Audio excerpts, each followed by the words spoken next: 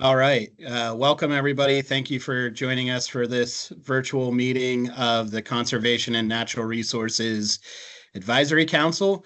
Obviously, we had to pivot to a virtual meeting once again. So thank you for bearing with us, both CONRAC members and speakers and folks that are joining us externally. We're going to shift the agenda around just a little bit to make sure that we can hear directly from Secretary Dunn this morning. She's traveling, and so she's joining us from the road. And so I'm going to turn it over to Secretary Dunn, and then we'll proceed through the rest of our agenda and introductions. But Secretary, take it away. Okay, I'll be very brief. Heading to a trailhead event at Warriors Pass State Park. Good to see everybody. Special welcome to Fred Strothmeyer on council. We have a long history with Fred as his role as deputy of Department of Agriculture. He was a key player in the Green Ribbon Task Force years ago, where we really looked at the forest products industry, forest health and sustainability, and all the elements of forestry. He's well known to us in DCNR, brings a lot of wisdom and knowledge and experience to the position, and he has a real public service heart. So Fred, welcome. Elaine, good to see you. We welcomed you at the last meeting, but Elaine Schaefer is a powerhouse in the outdoor recreation and heritage area. She is shining leader in the value of rail trails, paddling, biking, history, outdoor recreation, trail building, etc. And trails are very much on our mind. It's September, which is Trails Month. Going to a trail event to celebrate Trails Month. But we had the Greenways and Trails Summit. Many people on this were probably there. We had 350 people, record attendance, and the trails movement in Pennsylvania is one of the strongest in the nation. And it's just part of this elevation of outdoor recreation that we've seen all around. And I think between Silas and Nicole, they can fill in some of the other exciting things that have been happening in the outdoor recreation space in the last several weeks. So that's pretty good. I'm going to shorten my comments because of timing, and I'm going to have to roll forward. I'm going to lose everybody. But there's something I definitely wanted to do, and that is to honor Bob Kirshner. We're cheers in the car here too. Everyone in DCNR that has worked with Bob has utmost respect for his work, and so I'm speaking not just for myself, but for a lot of people who have benefited from his wisdom and knowledge, and a lot of that has been delivered through his service at CONRAC, and his leadership there on the motorized committee, but also just through on the ground work to connect trails and everything he's done. But the reason we're honoring him, he was inducted into the International Snowmobile Hall of Fame this last weekend in the Midwest. And he's been an ardent advocate for snowmobiling since the 80s. He's been a rider, a racer, all that for decades. But he's been like a local leader in his community and snowmobiling. And so Governor Shapiro has also joined in recognizing Bob's extraordinary commitment. There's a proclamation that we were hoping to read to Bob and present to Bob today in person, but let me just read a little bit of it. It says, "It's my honor to join your colleagues in the Conservation Natural Resource Advisory Council and congratulating you for your induction into the International Snowmobile Hall of Fame. This achievement is a testament to your passion for snowmobiling and the work you have put in to expand the activity across the Commonwealth." So let's have a round of applause for Bob. We're applauding him in the car here. Bob, I hope we're embarrassing you just a little bit. And keep up the good work. So these awards are like more than just acknowledgement. It's also to encourage you to keep doing this good work. And I'm hoping that with Bob's newfound recognition, that he can be more effective with Punxsutawney Phil and getting more snowfall in the season. So we're hoping that helps him with his influence there. And I think with that, I'm going to have to roll forward. Nicole, do you mind adding my comments to yours when the agenda gets to you? Absolutely. Thank you, gonna have to Secretary. have to make it on time. But thanks, everybody. Look forward to seeing you all in person. Great. Thanks, Karen. Well, thank you, Secretary. We appreciate you joining. Okay, so we'll go back to the agenda that was presented, and I just want to again welcome everybody to this month's meeting. We have a great agenda ahead of us. In addition to Nicole covering the rest of Secretary Dunn's remarks and our own, we have 3 speakers today a little later in the agenda that will be talking about climate action plans, both within state government at DEP and DCNR, but also decarbonization in the private sector and some trends and examples that Tom Murphy is seeing from his role at Team Pennsylvania. So some really good things to come, including our election of officers for CONRAC. But first, I will entertain the first public comment period before we do introductions. So if you have public comment to make, please indicate by raising your hand or by messaging. And Arik, you can let me know, or Ryan, if we've received any indications of public comment. I did not get any email messages prior to the meeting. Okay. And seeing no other indications, we will close the first public comment period. There's at the end of the meeting as well. So now we'll do our just round of introductions. And since we're virtual, we'll just do CONRAC members themselves. So why don't we first have Bob introduce himself. And Bob, you have the floor for any speech that you'd like to make, accepting your many accolades. Well, that was very unexpected. And so I'm a very humbled Bob Kirshner here in St. Mary's, Elk County this morning. I was inducted on Saturday night. I hit a deer on the way home on Sunday night with a new truck. So it put in that. I'll say this: I wasn't going to forget the induction, but now I really won't. But I just appreciate I appreciate the recognition, and it's something that you don't really do the recognition to do for the recognition. It's something that you do because you love it and you think you can make a difference. And I'll just close with 2 things on that. You know, I always say my main axiom is, the world's run by those who show up. Unfortunately, I temper it by, if everyone just agreed with me, we'd all be better off. So it's with that motivation that I've worked on this for most of my adult life, and here it's much appreciated. And so thank you all very much. Thank you, Bob. And I hadn't heard the second part of your famous quote there, so I'll keep that part in mind too. Thanks. I'll go next on my list is Rocco Ally. Good morning, all. Rocco Ally, representing the outdoor heritage, hunting, fishing, and trapping. Been a council member for several years. Back to you, Silas. Thank you. Thank you. Meredith, I know you're calling in. I don't know if you're able to introduce yourself. Good morning. This is Meredith Graham. I'm an environmental lawyer in the Pittsburgh area. Great. Thanks, Meredith. And Elaine, you got a shout out from the secretary as well.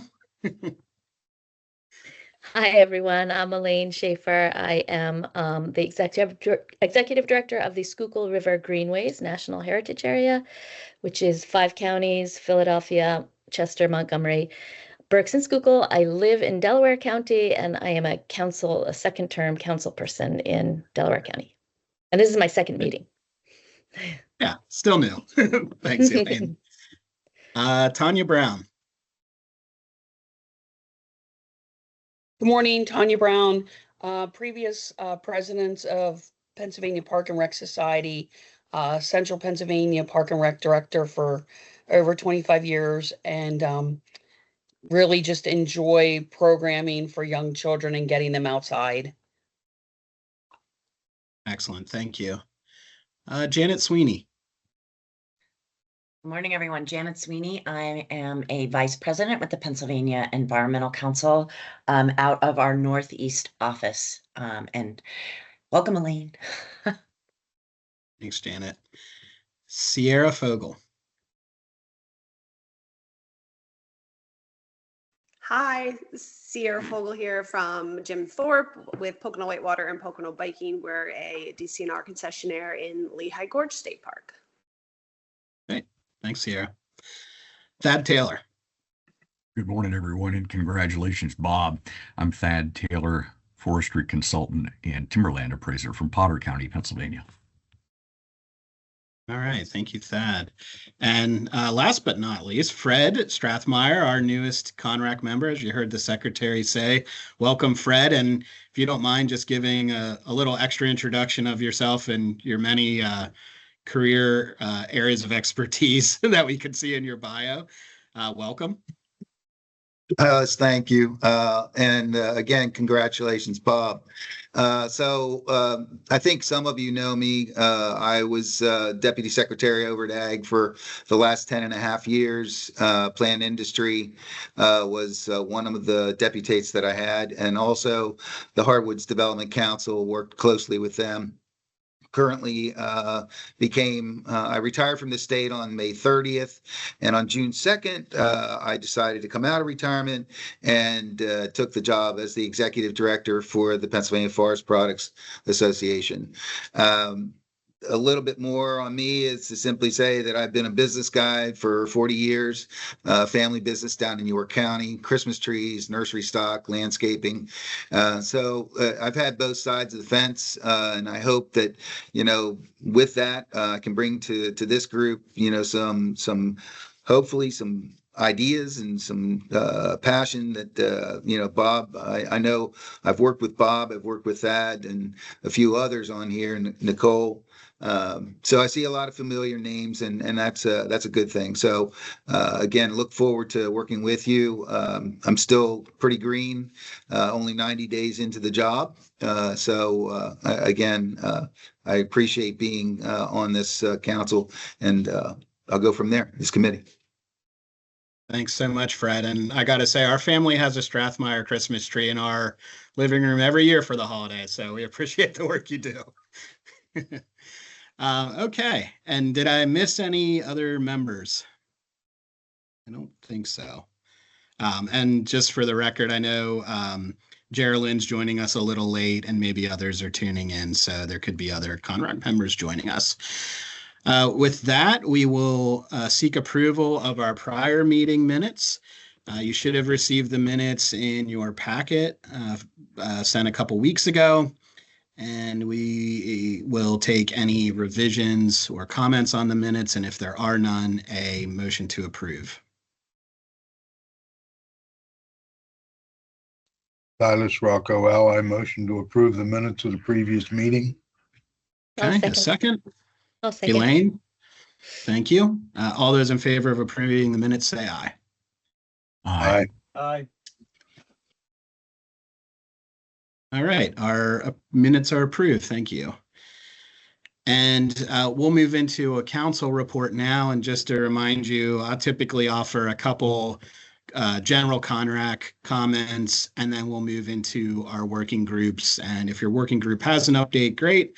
And if not, that's okay as well. As I was explaining to someone yesterday, we have our working groups in place, and they tackle projects and reports as needed, and sometimes there's more activity than others. So just a couple things. Again, welcome, Fred. We might have had a full council for maybe a day, or we were very close to it, but Jennifer Raymond unfortunately notified us that she would be resigning from council. She just has a especially heavy workload at the moment and is unable to commit to attending meetings. And so Jennifer did let us know that she wouldn't be continuing. And so, we'll be working through all the normal channels through the nominating and appointing bodies, the Senate, the House, and the governor's office, just to keep an eye on those vacancies and make appointments as they see fit. And we always appreciate having those filled in a timely manner. And we're very close to having a full council, which isn't always common. It really relies a lot on how proactive the appointing bodies are. And right now they are very active. So that's great. And the more people we have on council, the better. So thank you, Jennifer. I don't believe she's on, but thank you for her past service to CONRAC. I did want to share, and really one of my two main updates and reminders. One is the CONRAC conversation that's coming up very soon. We encourage you to share information about the conversation and encourage people to attend the webinar. I am going to call on maybe Ryan would be the best person to just give a quick update on the content of it. It focuses on workforce development and the need for DCNR to have a skilled workforce, but also our partners as well. So Ryan, if you don't mind me putting you on the spot, could you just give a quick rundown of CONRAC conversation and reminder on what to expect? Yeah, sure. So Ryan Such, I'm the administrator for CONRAC. The conversation is taking place October 8th. That's a Wednesday from noon to 1 o'clock. It'll be run through a Teams event similar to this one. So there's been some social media posts about it through the DCNR social media accounts. If anybody that's attending this or watching the recording has questions, they can look to email Nicole or I to get details. It's about workforce development. Yeah. So we have a mix of DCNR and council members, and speaking for the event, Mike Walsh be kind of the key speaker and go over the wide range of specialties and disciplines that are needed to fulfill DCNR's missions. And then we have a series of speakers talking about some workforce development programs that DCNR has, the PA Outdoor Corps and the intern program. A couple of people that have been lifelong workers within DCNR, and then council members talking some about private sector workforce challenges in forestry and outdoor recreation. Great. So thanks, Ryan, for that. And just again, if you think of people that are interested in attending, please forward along the information. We had sent out information previously, and I sent a reminder in my last email to you all. So if anybody has trouble getting signed up for it, of course, you can reach out to any on our team and we can make that happen. But Ryan, were you going to add something? No, thanks. Okay. And then the second update that I had was just based on an idea that emerged from council. I think Bob had taken the lead on the idea originally to have an input session at the Pennsylvania Greenways and Trails Summit so that CONRAC could directly engage some of the stakeholders that attend that conference. That conference was Sunday through Tuesday in Harrisburg. As the secretary mentioned, there were a record number of people attending, 300 people, a mix of people developing trails, engineers, architects, nonprofit management groups, local governments. So really good cross-section of all the different kinds of trail stakeholders. We had reached out to the Pennsylvania Trail Advisory Council to do a joint session at the summit, and they of course said yes. And so we had a session that was an hour long. I was joined by the chairwoman of PTAC and the vice chair. And the basic format for the input session was I spoke about CONRAC and our role and our background and some of our recent priorities. PTAC did the same, and then the vast majority, maybe 45 minutes of the session, was just kind of a prompted feedback session where we posed some questions on what's working well, what could go better, how can PTAC or CONRAC help support the work of the Trails and Greenway community. And we did not know what to expect. I was a little worried that just having a feedback session might not get people in the room, but we called it gripes and good ideas. So people knew they didn't have to just bring positive things. If they had issues they're facing, they could certainly bring that. And if they had great ideas, they always wanted that they wanted to vent or put forth, they could do that too. And it was a good mix of both, some critiques and things that we could all be doing better. And then some good ideas that maybe weren't on our radar.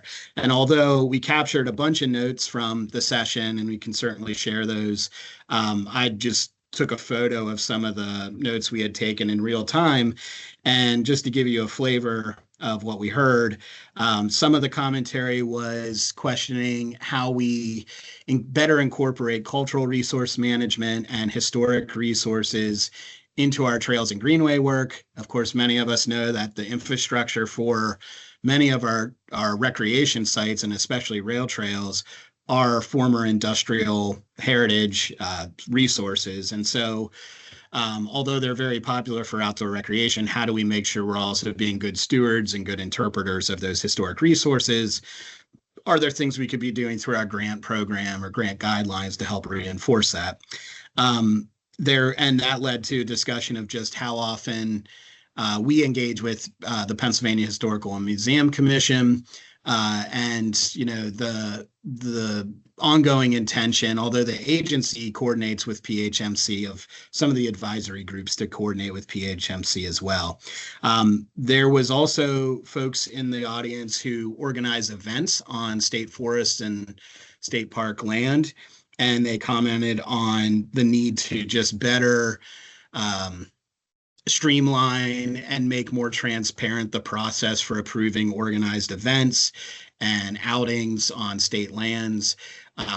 As was noted in the Elevate process that we went through last year, and in the GORT process the year before, there's just concern from people who are running businesses or running nonprofits that rely on public lands to get the permits and the agreements that in place that they need, and have it be consistent across different park units and forest units. And that's something that the agency is well aware of and is working on. But it was really good to just hear that affirmation that it continues to be an issue, and it continues to be something that if we could figure it out at a DCNR level, then it would really mean a lot to the private sector who are relying on those. There was also, this may not be a shock, concern about permitting of recreational projects and how they're treated like traditional development projects and put through the same kind of permitting process, even though they are, community assets being created. Some of that was a critique of DEP's process. Others were critique of PennDOT processes. And, we kind of clarified that although we certainly can lift up issues for other agencies, that there's limits to what we can do in influencing DEP and PennDOT's work, and people recognize that. There were some questions about CONRAC's role in encouraging federal funding and federal agency changes.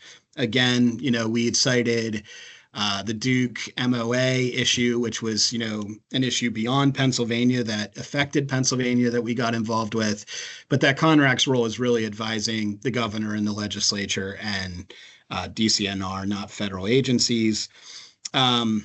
And the list goes on. So just wanted to let you know it was worthwhile doing it. We got a lot of positive feedback about the willingness of CONRAC and PTAC to hear directly from stakeholders and be willing to hear new ideas and input. So thank you, Bob, for originating that idea, and thanks to the CONRAC members that participated yesterday and helped weigh in on that process. And so next step is I'll just share that information with PTAC, and we can take it from there. PTAC also expressed an interest in doing more of these joint input sessions and potentially webinars. So I think there'll be a lot of good synergy there moving forward. Any questions on that input session? Okay. So we'll roll into the working group updates, and I will take the privilege of going first on mine, the economic contributions working group. This one will be an easy update because there's been a lot happening on this front in Pennsylvania. One of them was 2 weeks ago, the official launch of the Outdoor Business Alliance of Pennsylvania. This was the outcome of the year-long Elevate process to go across the state with the Office of Outdoor Recreation and talk to private sector businesses about the value of coming together as an outdoor industry. What if the outdoor industry came together, what would be some of the goals and priorities for that collaborative? What has worked well in other states and not worked well in other states? And at the end of that process, we were able to say that, there was enough consensus and traction behind an Outdoor Business Alliance to launch one formally. And so 2 weeks ago, Governor Shapiro, the Office of Outdoor Recreation, the CEO and president of REI, and some private sector partners all joined us at the REI in Mechanicsburg to officially launch the Outdoor Business Alliance of Pennsylvania. So if you go to www.obapa.org, you can see more about the Outdoor Business Alliance and what it intends to do. You can see some of the resource documents and planning documents that led to its creation. And although the Alliance is about 2 weeks old, there's still a lot to look forward to in the coming year. In addition to the website and the newsletter, and you can sign up for the newsletter at the main website, there'll also be Pennsylvania's first statewide outdoor industry expo on April 26th through 28th in State College. That'll be an opportunity to bring together the outdoor industry under one roof for the first time. Give our manufacturers an opportunity to show off products that are being produced in Pennsylvania as part of the outdoor economy. And it'll be something that we can duplicate and move around the Commonwealth in the future. There'll also be a webinar series, a grant program, a convening of outdoor recreation funders, both private financial institutions and public entities. And so there's a whole body of work that'll be coming out of the Outdoor Business Alliance over the course of the coming year. But I thought the important thing for CONRAC to know is that the process that we've all participated in through GORP and then Elevate has now taken this next tangible step of actually becoming an Outdoor Business Alliance. And I think there'll be opportunities to align some of CONRAC's initiatives and input with the work of that alliance. Even though it's not a state agency, it's its own 501c3. It'll be working very closely with the Office of Outdoor Recreation and DCNR and other state agencies as it builds up its work. I think that's it for my updates. And so I will turn it over to our working group chairs. And I will start with, let's see who is on. Meredith, do you have anything to report from Natural Resource Stewardship and Sustainability? We don't have any action items ourselves, Silas, but I look forward to hearing about the climate action plan today. And I anticipate that we might be delving into that a little deeper as a focus group. Great, thank you. And I don't think we have Gary on, but we do have Bob on to give an update on outdoor recreation if there is one. Yeah, actually, Silas, sir, we did not meet last month, so I don't have anything to report. Okay. Well, you get off the hook. On, Silas. Oh, is Gary on? Okay. Sorry about that, Gary. I'm here, but nothing to update. So. Okay. Thank you. And Marcus is not on, correct? He should get on about 11, so Okay. not yet. And Ephraim's not on, correct? Correct. Okay. So I'll just say if anybody that's on those working groups has any updates, please let us know. And if not, we'll just get some updates next time around. Good. I could just update that those groups haven't met, I don't believe, since the last full council meeting. So maybe if Marcus joins, he'll have an update of some kind, but it might not be an update from those groups this month. Okay. Thanks, Ryan. Yeah. All right. So thank you all. And I will turn it over to Nicole for the rest of Secretary's reports and her policy report. Excellent. Thank you so much. So just to finish up on the Secretary's updates, Just a quick budget update. As you are all aware, the 2025-26 budget has not yet been passed and is nearly 3 months overdue.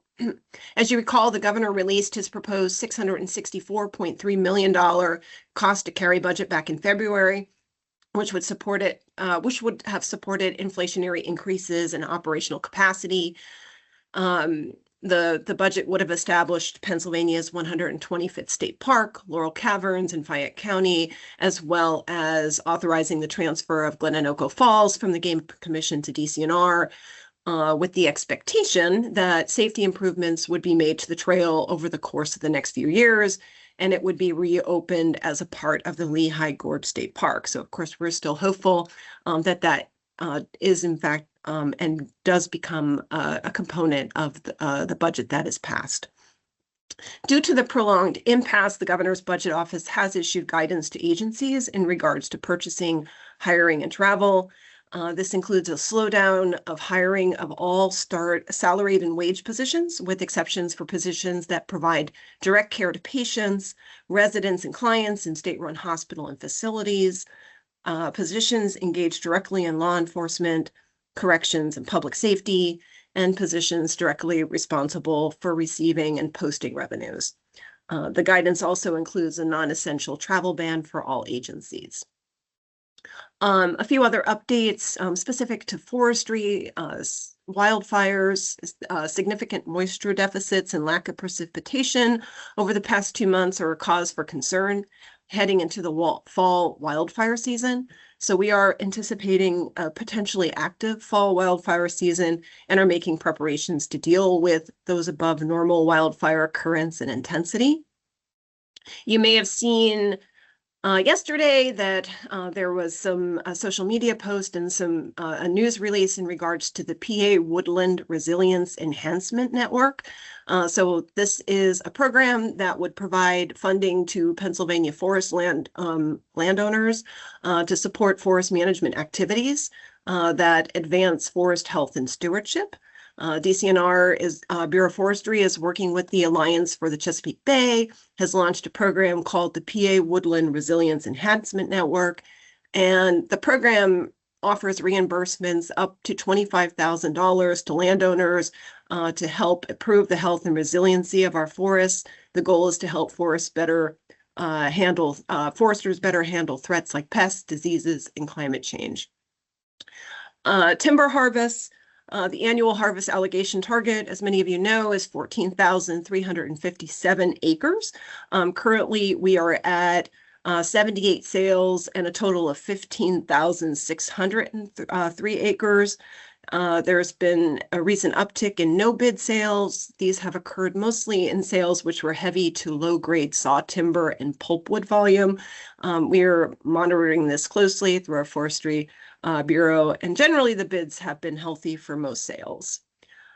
Many of you also have an interest in the motorized recreation side of things, so just a quick update on the North Central ATV Trail. We sold a total of 6,029 permits as of September 15th, surpasses the previous high season in 2024 of 5,355 permits. This it resulted in $245,000, 100 in revenues. The season ends sunset on Sunday, September 28th. We typically end that season as in preparation for hunting season that begins in early October. And I think the only other update from the secretary that I want to make sure you know is on the grants and the BRC side. So both the statewide comprehensive outdoor recreation plan and the trails plan have been completed and are now available on DCNR's website. And then as the BRC is hosting a virtual workshop on November 6th from 9 to noon for the round 32 grants round that will open up in January 12th of 2026. As you all know, we're awaiting passage of the 25-26 budget to finalize the grant recommendations for grant for round 31.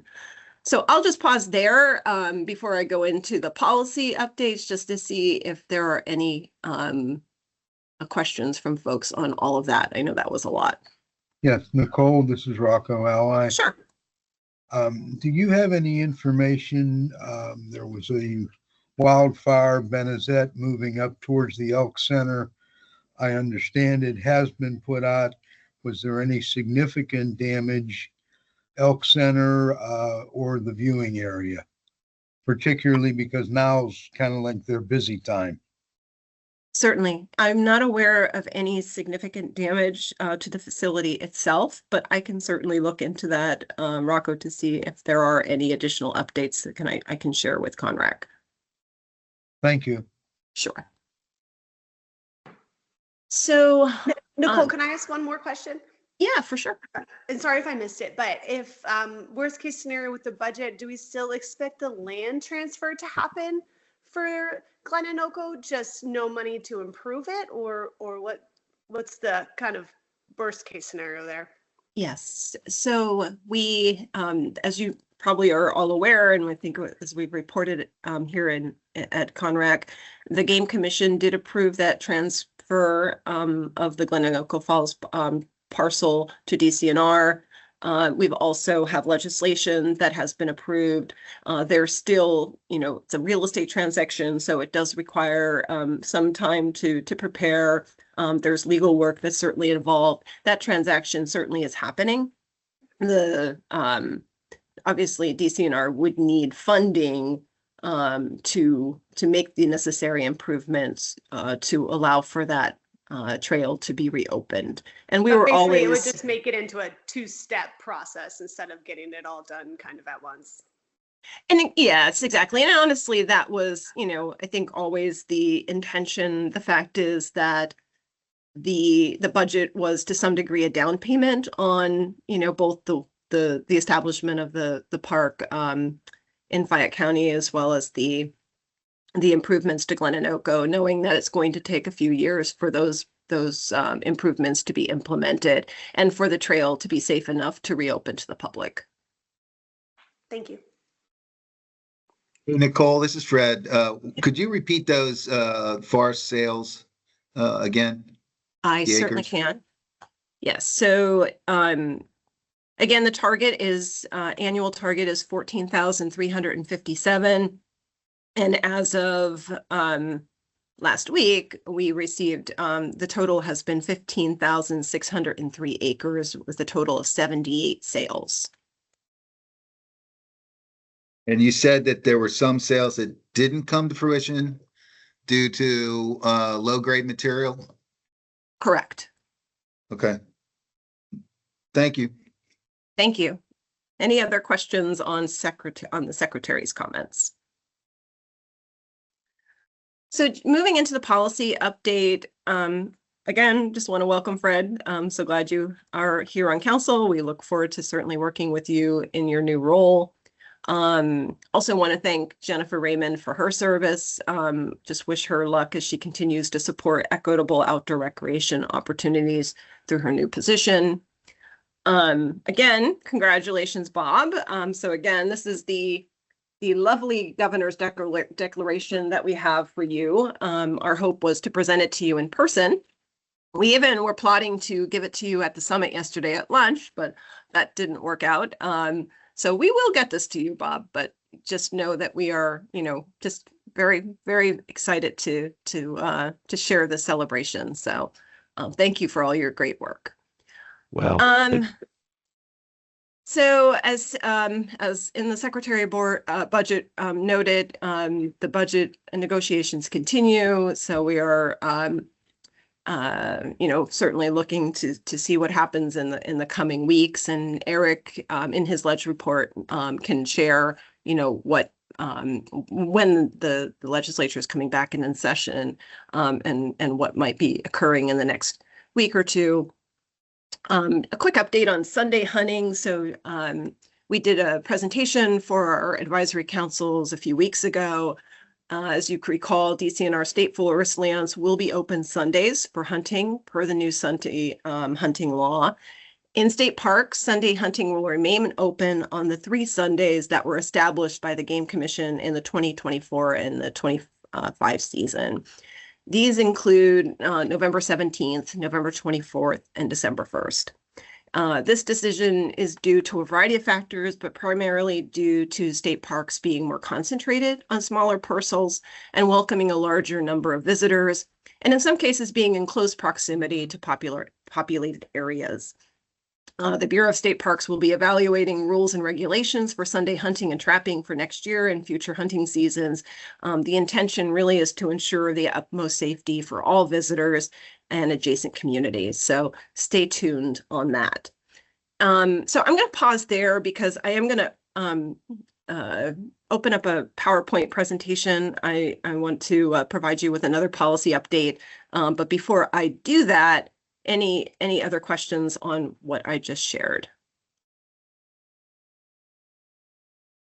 Okay. So I've been talking, I provided a few updates on DCNR's telecommunications policy, and we have finalized it. So let me just share my screen. I have lots of screens open, of course. And let me know if you can see that. Yes. Okay, perfect. Yes. So in November 2024, we updated our cell tower policy, which is now entitled the Telecommunications Siting and Development Policy.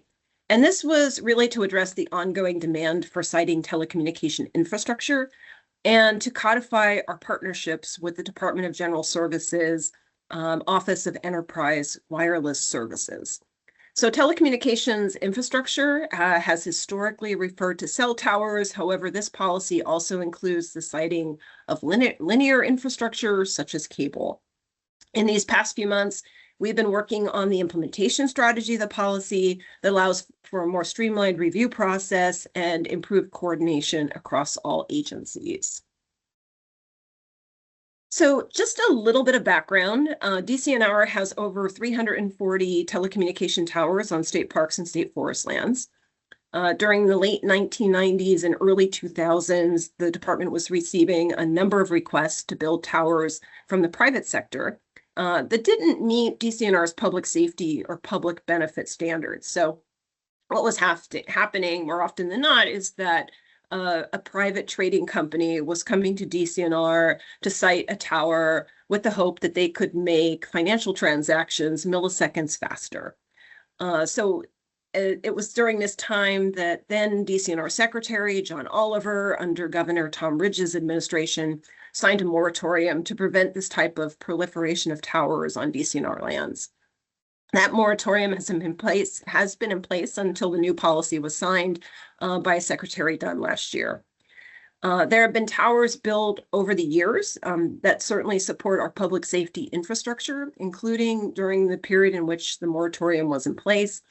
So the new policy will really only consider projects that advance public benefits through emergency services, park and forest services, as well as broadband access for unserved and underserved areas. So we are looking to support Governor Shapiro's efforts to advance equitable access to broadband services.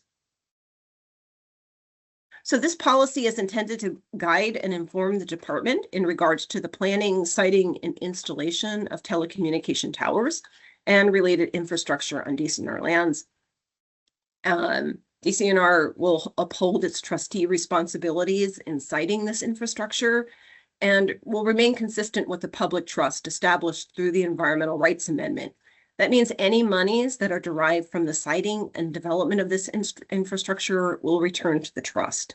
The agency will not monetize agency assets for the primary purpose of revenue generation.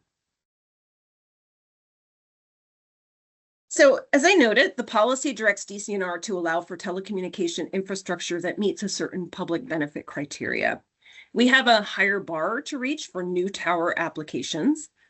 Such projects require that the tower or infrastructure directly support park or forest operations, through emergency communications and may also support enhanced cellular services in the area. We may also consider a new tower project if it is providing needed broadband access to unserved and/or unserved areas.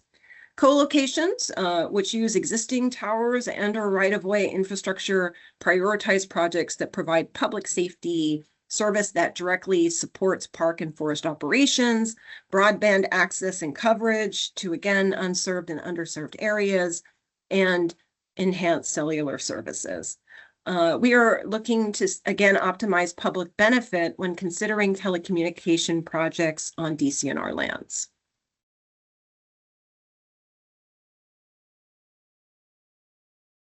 So through its policy, DCNR established the Telecommunications Governance Committee, which centralizes the review process and considers all viable telecommunication proposals. The committee is chaired by the Deputy Secretary of Administration, with representation including the Deputy Secretary of Parks and Forestry, Policy Director, Chief Counsel, and representatives from the Bureaus of State Parks, Forestry, and Recreation and Conservation.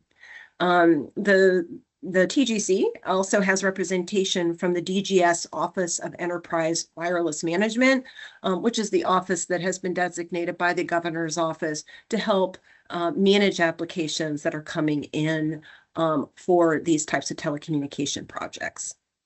The TGC is responsible for reviewing applications and providing recommendations to the secretary. It's important to note that the secretary, as the trustee of the agency and the lands, has the final decision-making authority. So just to dive a little deeper into the process and what we expect of applicants, DCNR will consider the siting of telecommunication infrastructure that advances public safety and provides a clear public benefit, again, as defined in our core criteria and discussed earlier. Applicants are expected to review DCNR's map of prohibited and avoidance areas, which we'll discuss in a moment. They would need to comply with DCNR's design and siting protocols, which typically requires limited footprint, a tower height no more than 190 feet, no guide wires, and no lighting. They need to complete a comprehensive alternate site analysis to demonstrate that DCNR lands are necessary to accomplish the public safety, public benefit goals of the project. And the applicant needs to complete an environmental review, which considers a variety of factors, including environmental impacts, cultural resources, aesthetics, and recreational user impact. This would include, of course, the PNDI process, which is the review of impacts on endangered and threatened species, and any necessary permitting requirements. And what DCNR is reviewing and responsible for. So we'll review each completed application and ensure that they meet our core criteria and our siting protocols. The alternate site analysis should reflect alternate locations on non-DCNR lands that represent both new and co-location options as applicable to their application. DCNR will coordinate with DGS and the applicant on any necessary site visits. And the application process certainly may require DCNR to propose alternate sites if the proposed footprint, results in adverse impacts to the resource or on visitors. DCNR must also meet deed restrictions for each project. So different parcels are acquired using a variety of funding sources. Some of these require approvals and or conversions if a parcel is no longer being used for the intended purpose. So this process certainly can take some time depending on the approval process and the third-party agency. And finally, DCNR will determine the compensation and fees to offset acreage and impacts to natural resources and public uses that applicant would be required to pay. And again, those fees, those funds would go back into the trust. So here is the map that we provided to the Department of General Services so that applicants are clear on where we will prohibit infrastructure and where we'd prefer to avoid such projects. So I know it's a little hard to see. Prohibited areas include wild character focus areas such as old growth forests, designated natural and wild areas, and wild and scenic river corridors. And then you have avoidance areas, which include state parks, core forest areas, and critical view sheds, high conservation and cultural value areas, natural scenic trails and landmarks, and access with PND conflicts. So prohibited areas is where we simply will not place this type of infrastructure. Avoidance areas is exactly what it sounds like. We would seek to avoid siting in these locations. And so it will come down to, the ultimate public benefit of that infrastructure and weighing that out with the impacts on the resource. Oops. And we have been working with DGS to establish a streamlined process, and the office will also provide technical assistance and guidance as needed. DCNR has been siting towers for decades, but we appreciate the additional resources to ensure we are working to advance the governor's broadband equity goals while also protecting our natural resources. We will be responsible for approving all aspects of the project, and as stated earlier, the DCNR secretary has the final decision-making authority. DCNR will uphold our trustee responsibilities. We, as you know, take them very seriously and will work to minimize impacts and utilize existing right-of-ways and infrastructure when feasible. The decision to site a tower will be made based on the public benefit it provides while evaluating the impacts of the resource and users. Any compensation that will be directed to the trust as a result of the decision will not influence the decision of the agency. And so that is our new telecommunications policy, and I am happy to take some questions.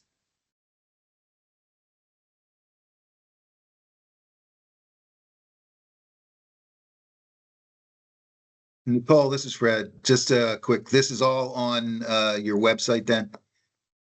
Or will be? So what's happening right now is we're working with DGS to establish a public portal, particularly for applicants, so that we're very transparent of what the expectations for applicants are when considering DCNR for these types of projects. It will include the prohibited and avoidance area map. It'll include a checklist so that they understand what the criteria are. As well as additional documentation that helps them kind of navigate the process. Okay. Yeah, I guess because of the group now that I work with and serve, there's a lot of them are in those rural areas in the northwest and northern tier of the state. And I also know from past experience that there's certainly a fair amount of underserved and unserved areas in the state that have traditionally caused issues when it comes to fire and hospitals and so on and so forth. So just wondered if as you're rolling this out, that all of those pieces of the puzzle, and I suspect they are, being taken into consideration when, allowing for or not allowing for the infrastructure to exist. Yeah, so thank you for that, Fred. And so absolutely, we recognize that there are counties in particular where DCNR has a very large footprint, and where we are an important part of the solution when it comes to providing equitable access to these types of services. I'll note that according to the PA Broadband Development Authority enabling legislation, an underserved area is considered any service area that's offering they have a speed with at least 100 megabytes per second for downloads and 20 megabytes per second, a download speed of 20 megabytes per second. And then unserved area is an area that has no access to broadband service or lacks access to reliable broadband service with a speed of at least 25 megabytes per second. So I can say that I live in a rural area that is considered an unserved area. There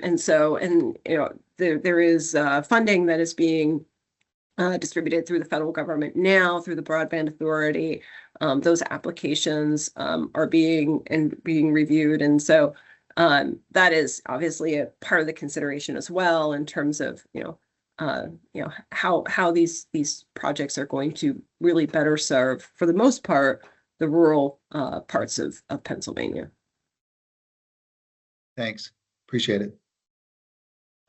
Nicole, I have two questions. The first is, you mentioned towers throughout. I think that's probably most of the requests you'll receive, but do you contemplate, or is it included in this policy, requests from internet service providers to like co-locate, hang wire on your utility poles, for example, and move fiber that way, or who want to bury conduit that crosses state lands? Like, is that still part of this policy, or is that handled separately? It is part of this policy, recognizing that towers have been, basically what has been the likely infrastructure that we've experienced. The funding coming out of the IIJA, the infrastructure funding, actually prioritized that linear infrastructure initially. Now under the new Trump administration, they have actually pulled those criteria back, looking at the most affordable options, which of course puts cell towers back in play. So to answer your question, yes, the policy does address all types of infrastructure, and know that when we have a cell tower sited on DCR lands, there is a small footprint to accommodate, the infrastructure, whether it's the electricity, the maintenance building to support that tower as well. So that's all kind of embedded into the decision making related to this policy. Okay, thank you for that. And then the second was just how often, because I see state parks on the list of avoidance areas, and through some of the funding mechanisms that created the public lands in the first place, I don't know how common it is that land and water conservation funding was used for the acquisition or improvement of some of these locations, but I assume that also has implications for what you're allowed to approve on some of that public lands. Yes, absolutely. And so, yes, our state parks do have a heavy footprint when it comes to projects funded through the land and water conservation funding. And so we do have to take consideration and consult with the National Park Service every time one of those parcels is triggered with a potential project. And so we are, working through that process, trying to understand the conversion criteria.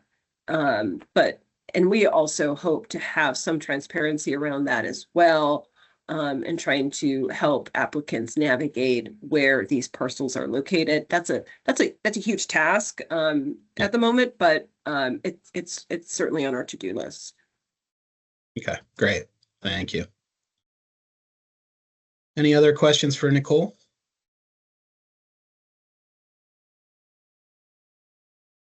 All right. Well, thanks, Nicole. And I appreciate that you created a policy that not only balances, preservation of the resource and good stewardship, but recognizes the need to expand broadband and cell access in underserved areas. So it seems like taking the time to come up with a thoughtful policy is paying off. So thanks for that. Thank you. I think with that, we'll move into our legislative report, if Eric's still on. Yep, I'm here. Can you hear me? Yep. Hey, good morning, everyone. As Nicole mentioned, we're still in a budget impasse. The Senate has added session days. In October, they added a non-voting session day in 2 weeks on a Friday, and then October 6th, 7th and 8th, they added session days. So that, hopefully that's good news. The House returns to session next Monday. So that's good news as well. And then from there, I'll just mention that we're still working on raising awareness of the need for ATV snowmobile fee adjustments. I know Senator Yaw has draft language that we gave him, and he shared that with his leadership.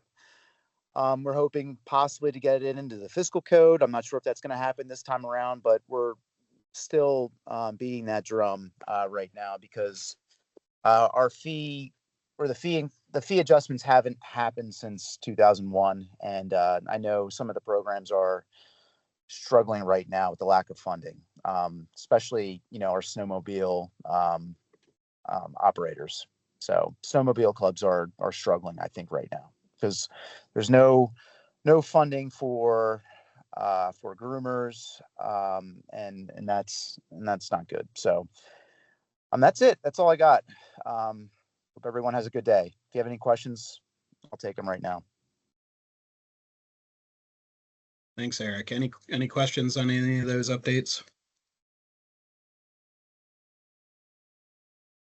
All right. Thanks, Eric, for being with us. We will move into our presentations.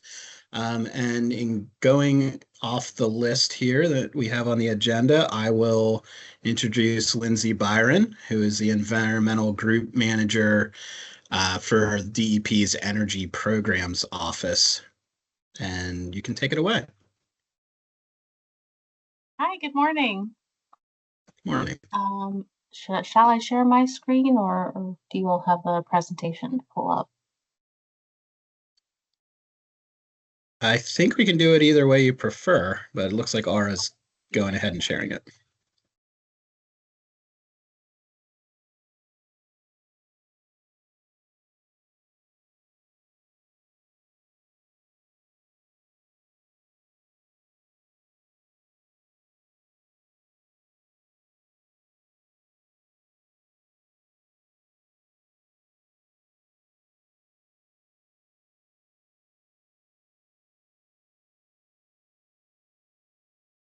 Okay, are you seeing the full screen slides or are you seeing the notes pages? Yeah, we're still seeing the notes as well.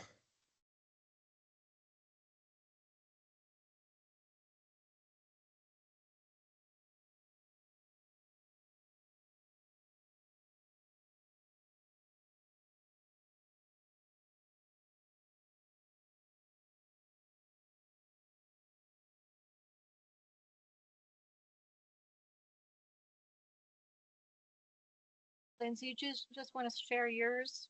Mine is stuck on my other screen. Okay, yes, I can do that. Thank you. Sure.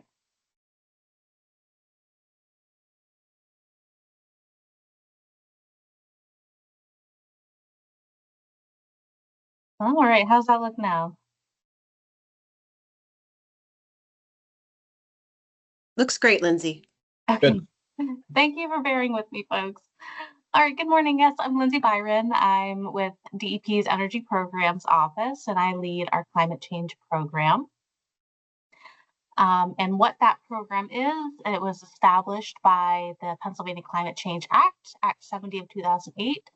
And this act requires DEP to do 4 things. We develop an annual greenhouse gas inventory for the Commonwealth. We update that every year. We develop a climate impacts assessment and a climate action plan for the Commonwealth, which we update every 3 years.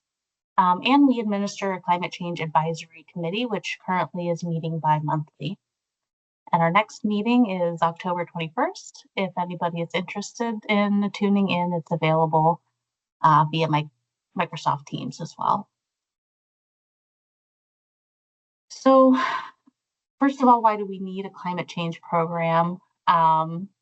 Because Pennsylvania is experiencing climate change impacts, and we anticipate that we will continue to do so.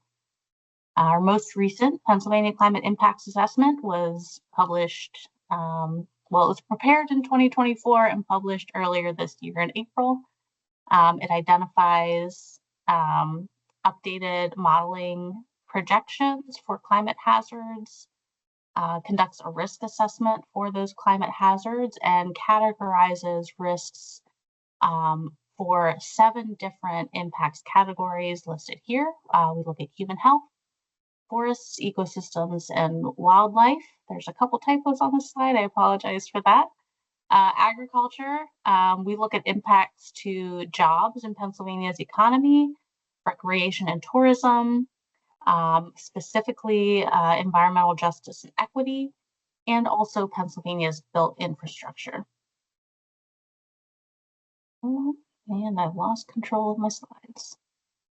All right. So what do we expect for Pennsylvania's future climate? Our two main takeaways for Pennsylvania's future climate are we expect Pennsylvania to continue becoming warmer and wetter.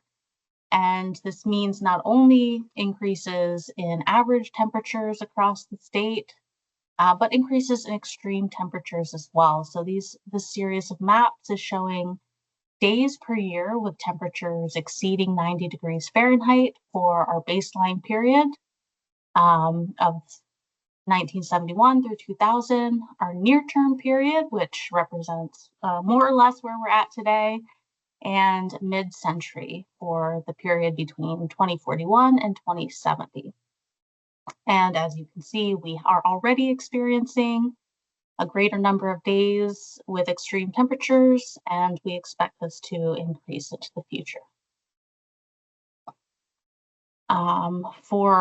For example, our baseline for days over 90 was 5 days on average across Pennsylvania. Of course, there's a big difference between what's happening in Meadville and what's happening in Philadelphia. But the average was 5 days. Here in Harrisburg, we exceeded that in a single week, I think, this year. So we're also experiencing wetter weather. You wouldn't know it with recent dry weather we've been experiencing, but we have been experiencing increases in overall precipitation as well as increases in extreme precipitation events. These extreme precipitation events are interspersed by longer periods of dry weather. Hotter, drier weather leads to an increase in drought conditions. So not only are we wetter, but we're also experiencing more drought, which is a little counterintuitive, perhaps. So this series of maps I'm showing here shows days per year over the 95th percentile precipitation. In the climate impacts assessment, we do define what that 95th percentile is, what we mean by extreme precipitation or very heavy rain events. But here you can see through time, we're using the same time periods. We have seen an increase in those extreme events, and we anticipate to continue to see an increase in those extreme rainfall events. So we looked at these climatic changes that are projected for Pennsylvania's future, and we wanted to determine where we are most at risk for impacts associated with hazards. So the past couple of iterations of this climate impacts assessment have included a risk assessment where we look at our current risk for a particular climate hazard and projected risk in 2050 for that hazard. So the hazards we're looking at are increased average temperatures, heavy precipitation and inland flooding, heat waves, landslides, sea level rise, and severe tropical and ex-tropical cyclones. And these two figures here just sort of graphically demonstrate where our current risks are for those different hazards and where our future risk lies under certain climate projections. So as you can see right now, our current greatest risk is heavy precipitation and inland flooding. I think everybody in Pennsylvania is pretty familiar with flooding. That will continue to be a high risk for us, but a growing risk is higher average temperatures and extreme heat and heat wave events. We also looked at how these 6 climate hazards will have impacts across 7 different categories. So we're looking at climate impacts to human health, climate impacts to environmental justice and equity, agricultural, recreation and tourism, other economic activity and jobs, forest ecosystems and wildlife, and built infrastructure. And what this score is it takes into account the severity of a particular hazard on each category and its likelihood of occurring. So if something has a very severe consequence, such as sea level rise, but maybe only impacts a very localized area, like our Delaware estuary area, it's going to get a lower overall score. If something has a very high likelihood of happening and a severe consequence when it does happen, that's going to receive a higher total risk score here. So of interest to this group would be our extreme risk score for forest ecosystems and wildlife with regard to increasing average temperatures. So our climate impacts assessment for 2014 does show, predict that this particular climate hazard will be the greatest risk to forest ecosystems and wildlife. So key findings from the report, as I said, we're going to see an increase in both temperature and precipitation on average and at the extremes, which will translate into more frequent and dangerous heat events, as well as more frequent and dangerous storms. Those impacts will and I'm going to talk about the second bullet here for just a moment. And those impacts are going to be more pronounced in environmental justice community. These communities have greater exposure to extreme heat and floods compared to the nationwide averages. And we found that they are almost 2 times as likely to experience these extreme heat days and 1.2 times as likely to be within flood-prone areas. And folks in these communities may also have less resilience to recover from high heat events or flooding events, or less ability to move to safer areas when those events occur. So we wanted to have a particular focus on these communities in this report. So why is climate change happening? It is the emission of anthropogenic greenhouse gases, of course. I wanted to show Pennsylvania's greenhouse gas emissions here against the US total and global total for 2022. This data is from 2022.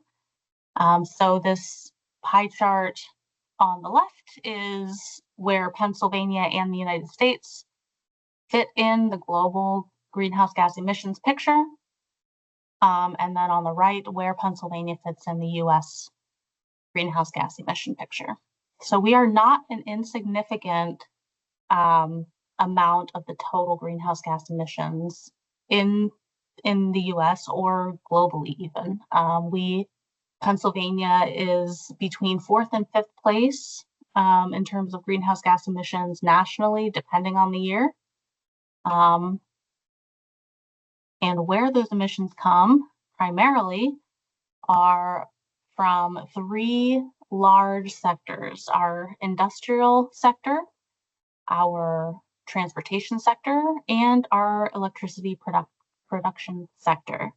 Our industrial sector has been the largest emitting sector for the past several years now. And it's also been the only sector where we've seen greenhouse gas emissions increase from our baseline of 2005. Overall, we've seen a decline in emissions in the Commonwealth. A lot of that is due to fuel switching from coal burning power plants to natural gas burning power plants. But this industrial sector, we have had a real difficult time decarbonizing this sector. So I'm excited to hear what Tom has to talk about a little bit later. So what can we do about climate change? Along with this impacts assessment, we put together a climate action plan for the Commonwealth of Pennsylvania, where we identify cost-effective strategies for reducing or offsetting our emissions. And we discuss the benefits and co-benefits aside from greenhouse gas reductions of each of these strategies. In 2024, we also include a section where we specifically recommend to our General Assembly some legislative actions to help implement this plan. The sectors where we propose greenhouse gas mitigation measures are listed here: our built environment, transportation, industrial, fuel and gas systems, which kind of cross-cuts a few different sectors, power generation, waste, land use and agriculture, and we identify some cross-cutting technologies which could help Pennsylvania reduce emissions in the future. We identify 22 measures for reducing greenhouse gases in this plan, and model greenhouse gas emissions reductions towards some goals here. So our near-term goal in 2030 is a 50% reduction in Pennsylvania's greenhouse gas emissions from 2005. That's shown by the dashed line on the lower part of the graph, and net zero by 2050. That's in line with the US Climate Alliance goals. The orange line across the top shows our business as usual emissions, what we project our emissions will be if we do nothing. And the colored wedges here are the emissions reductions we believe we can achieve with each of the measures. So you can see there's a gap between what this plan, implementing all of the measures in this plan, could feasibly achieve and what our goals are. But I will reiterate, this plan includes 22 measures, and there are many, many other things that we can do that were beyond the scope of what we could include in one document. We also include some adaptation strategies. Of course, we're already experiencing climate impacts, and so we need to plan for how we as a Commonwealth can adapt to those impacts. And I've just selected a few to show in this slide.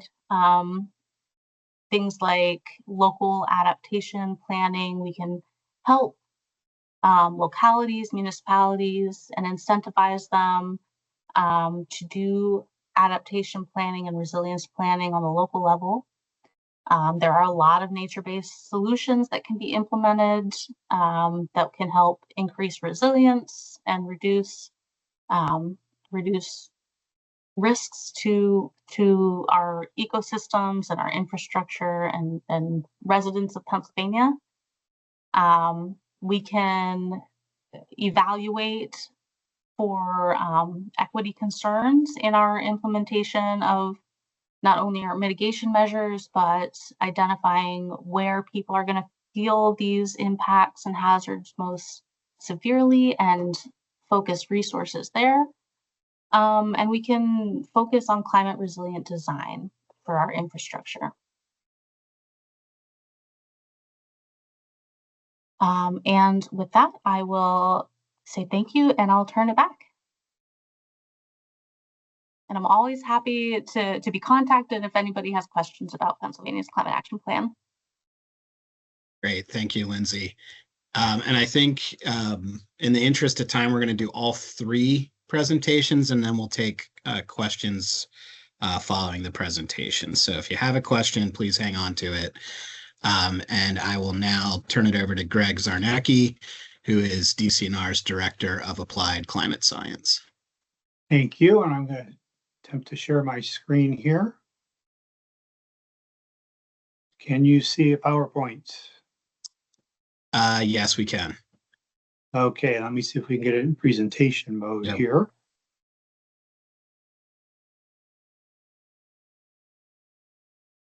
All right, is it in presentation mode? No, it's like kind of in that mode where you Greg, can see the next slide. Greg, go down to the three little dot circle. Yep. And put high presenter view. How's that? And now you should be able to go up to your slideshow. Okay, so you see full screen slideshow. Not yet. All right.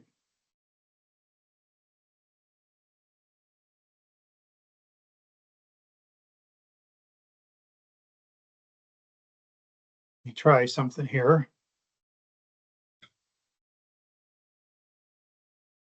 There you go. There you go. You got it. Yeah, I got a new monitor and it kind of messes everything up, so I just had to unplug the monitor. Oh, I there you go. think that's what All right. problem I had too. All right. Well, thank you for having me here today. Once again, my name is Greg Zarnecki.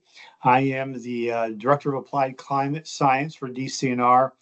I have been working on climate change issues with DCNR for more than a decade now.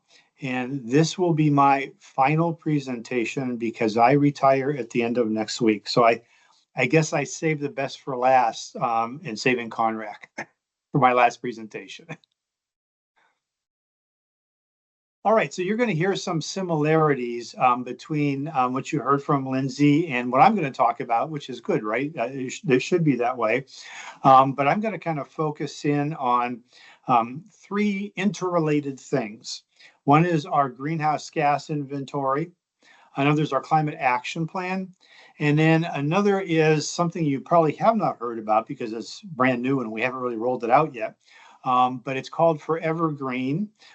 And it is kind of an initiative where we are trying to engage everybody within DCNR on our climate work.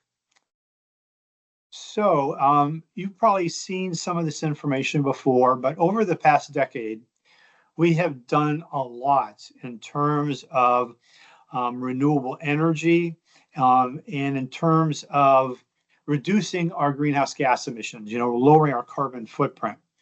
But what we want to do now is kind of establish some goals, with the ultimate goal being achieving carbon neutrality.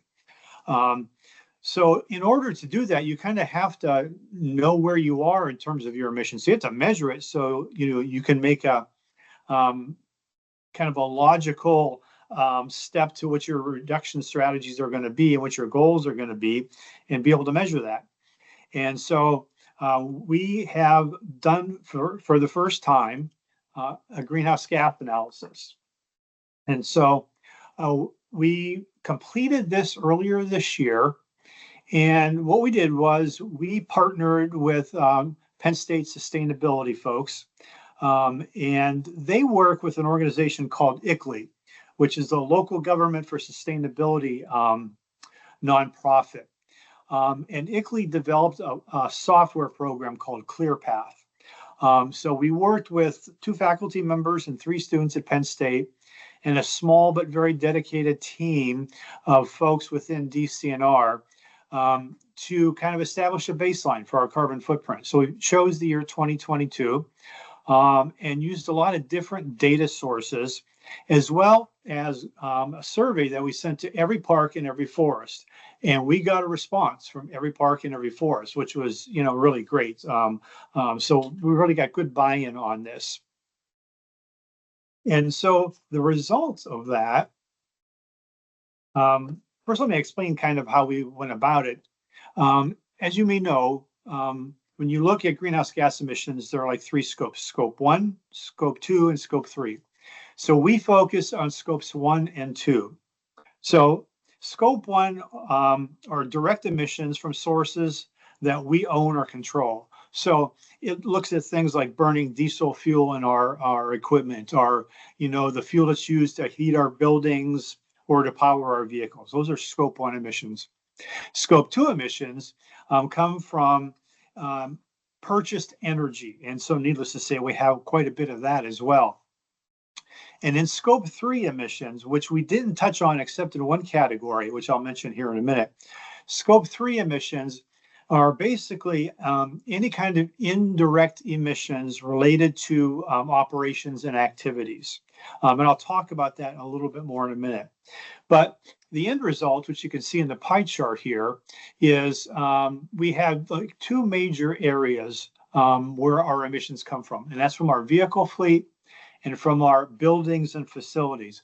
Overall, our emissions are a little over 26,000 metric tons of CO2 equivalent. So those two areas are where we're going to focus our energy. Now, in terms of next steps, once again, we did this so we could establish goals. Once again, the ultimate goal being carbon neutrality. The goals will be part of our climate action plan. And actually, this whole greenhouse gas analysis will be part of the climate action plan. We are going to repeat this for 2025. So we decided that we're going to do this every 3 years so we can monitor progress. So next year in 2026, we will go through this exercise again using data from this year. So what we do know is that we're going to focus our activities on 4 primary areas.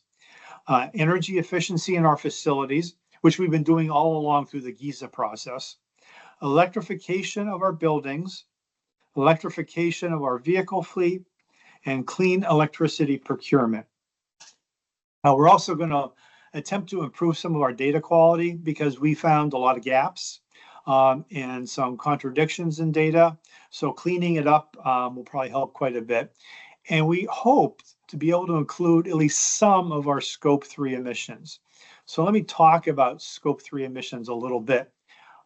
Here are some examples of Scope 3 emissions. So the emissions that our park visitors generate traveling to a park and, the work and activities they do while they're in the park. Emissions from logging, solid waste, our employees commuting, and then natural gas operations. That was actually the one piece of Scope 3 emissions that we were able to calculate. And so if you look at the bottom line, our Scope 3 emissions from natural gas was over 846,000 metric tons of carbon equivalent. That is actually 30 times greater than our Scope 1 and Scope 2 emissions, which is kind of interesting. Scope 3 emissions, once again, are those emissions that oftentimes are out of your control. So it's a challenge to actually deal with some of these, but we're going to attempt to do that. Okay, now let me jump to our climate action plan. As you, I think, are aware, we did a climate action plan. Believe it or not, it was 8 years ago. So it's been time to revise that. And I'm going to talk about how the new one is similar and different from the last one. Once again, we have a very large team within DCNR that's been working on this. We have more than 50 staff members that have contributed. We have also enlisted the help of a company called ICF. ICF is a large consulting firm that actually works on the Commonwealth's climate action plan and the impact assessment that Lindsay just went over. So they're very familiar with the Commonwealth and have made some really good contributions to the plan. It's currently under internal review. So we're having our climate team, those 50 plus folks are now looking through the plan. They've each contributed to a part, but nobody has seen the entire thing. So that process is underway right now. And then we're going to go through 1 or 2 other internal reviews, and then we will share it with CONRAC. That's one thing that's different this time around, is last time we kind of developed the plan and just, kind of let it go out to the public without any input. So we're going to look for input from CONRAC and from others. So there will be an opportunity to do that. So let me show you, I know this is a little small, but this is the table of contents. And so I just wanted to point out a couple of things. On the right-hand side, you'll see a section that says adapting to climate change.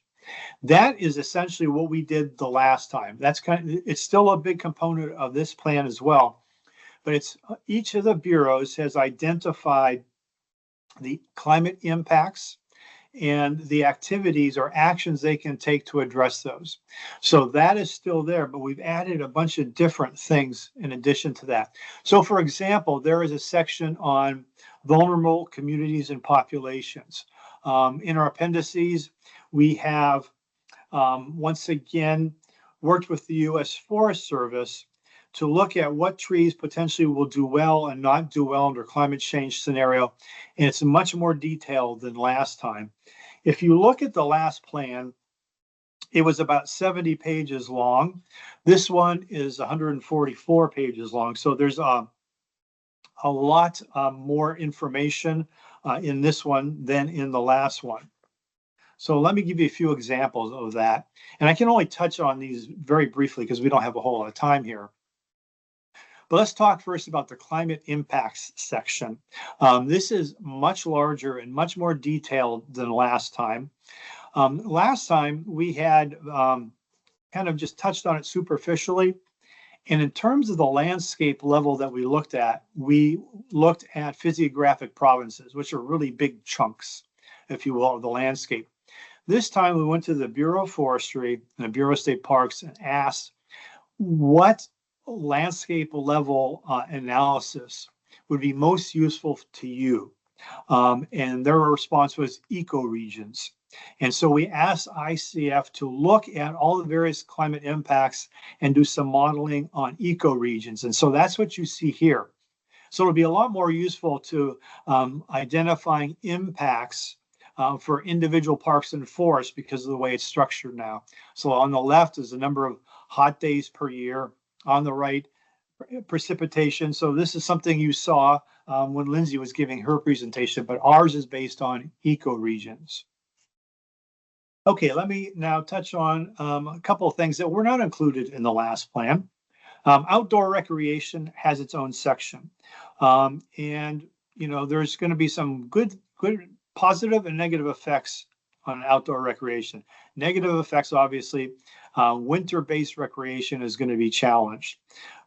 Summer-based or warmer weather recreation, though, however, we'll probably see some new types and we'll see a longer duration. In terms of looking at adaptation strategies, there were 3 areas that were identified. One is sustainable trails, which shouldn't surprise anybody. Second is electrification of recreational vehicles. So we do know that there is going to be a lot more types of, you know, ATVs as well as large recreational vehicles that are going to be available as electric vehicles. So that means we got to begin thinking about providing additional opportunities for charging in our campgrounds and in our trailheads, for example. Another thing that came up was reducing travel time to outdoor recreation opportunities. In other words, trying to find ways to reduce the carbon footprint of those people coming to use our properties. And some of the things that are addressed are developing community adjacent recreation opportunities and connecting trail networks with cities and towns. Okay, next, another section that's much more detailed than last time is carbon sequestration. And we've kind of broken it into 2 pieces, forest carbon sequestration and geologic carbon sequestration. For forests, it's further broken down into what we call climate smart forestry, which is looking at, you know, state forests, but also forests on private lands, and then urban forestry. And there's various different activities under each of those. For geologic sequestration, shouldn't surprise you that this is here because we're kind of a leader in carbon capture, use, and storage.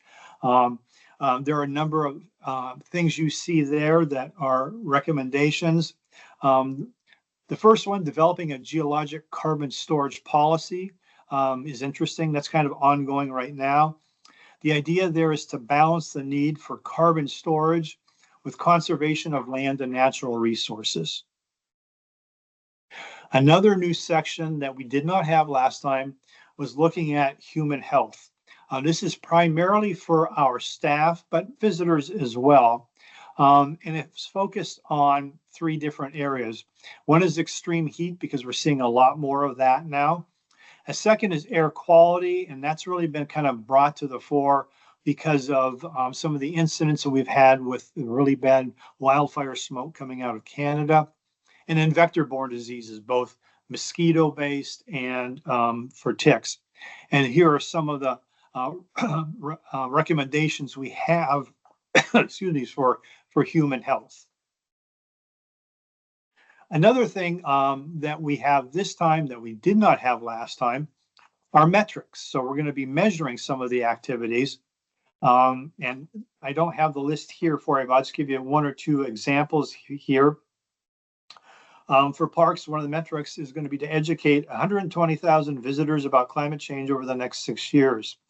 For facility design and construction, measuring the percent of staff who have received climate change training. And there's certainly quite a few more beyond that, but that gives you a sense of that. So that takes us then to Forever Green. So we know we're doing good work. We're going to do a lot more good work based on what I just showed you.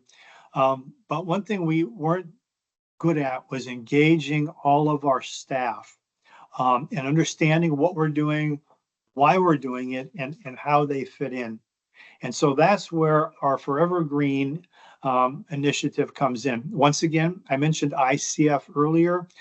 They also have a very large communications group.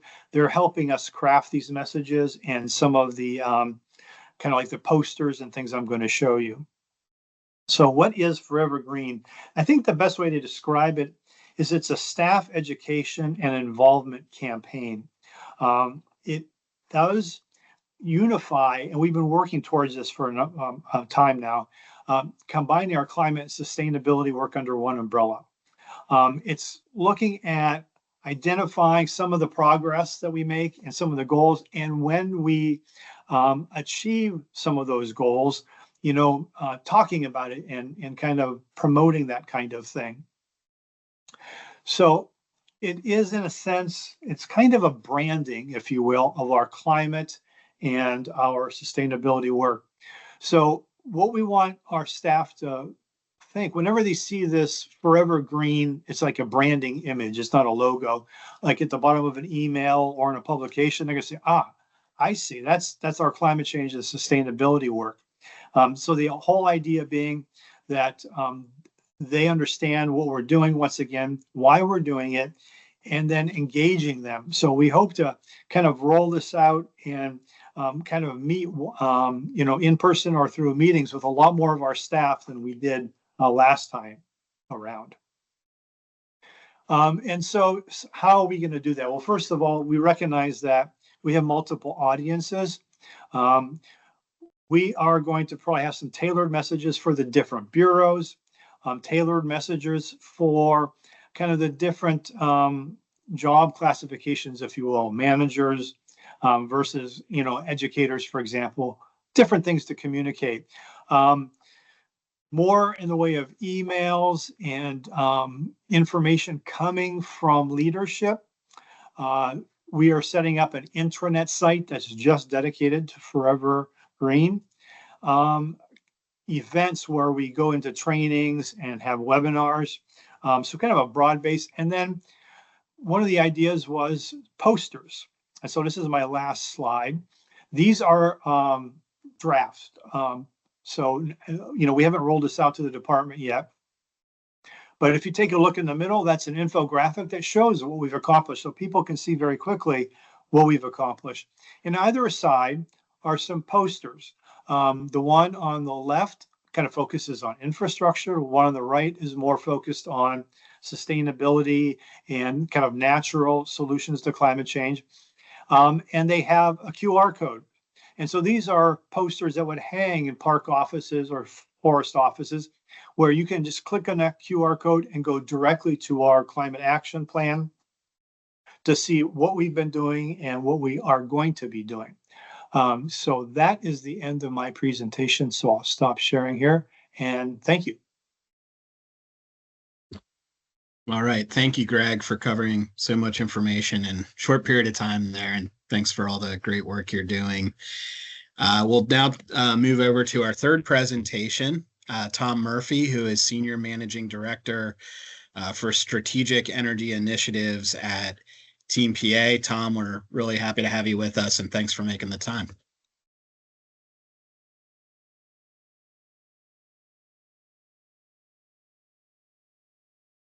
Thank you. And just trying to get the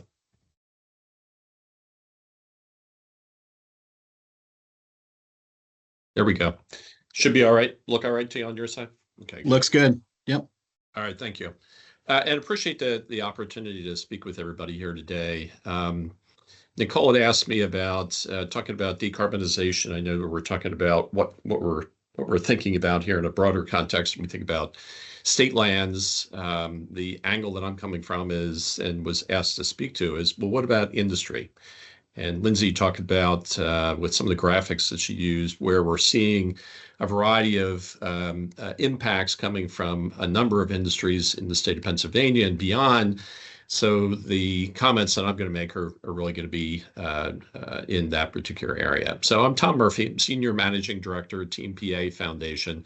And my role specifically is working in the energy space. So a variety of different energy initiatives that we have going on within Team PA, and as we think about Pennsylvania more broadly. So comments that I'm going to make are really somewhat Pennsylvania-centric, although they would apply to a variety of places around the country, and quite frankly, on a global basis.